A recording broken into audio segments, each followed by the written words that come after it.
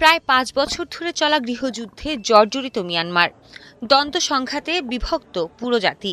এরই মধ্যে সামরিক জান্তার আয়োজনে সাধারণ নির্বাচনের ভোট গ্রহণ চলছে দেশটিতে। আজ অনুষ্ঠিত হচ্ছে প্রথম ধাপ।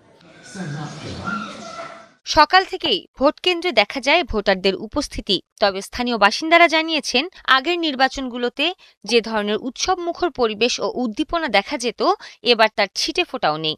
নির্বাচনের পেছনে দেখা হচ্ছে অসৎ উদ্দেশ্য। বিশ্লেষক ও অধিকার কর্মীদের মতে, মূলত জান্তা সরকারের ক্ষমতাকে বৈধতা দিতেই এই ভোটের আয়োজন করা হয়েছে।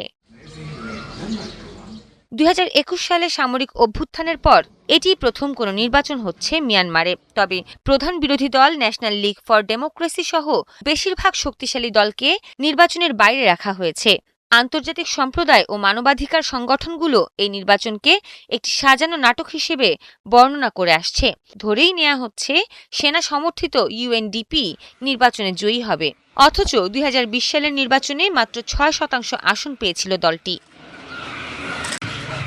একদিকে সংঘাত কবলিত এলাকাগুলোতে খাদ্য ও ত্রাণের তীব্র সংকট, অন্যদিকে ধরপাকড় ও দমনপীড়নের ভয়ে সাধারণ ভোটারদের মধ্যে বিরাজ করছে চরম আতঙ্ক।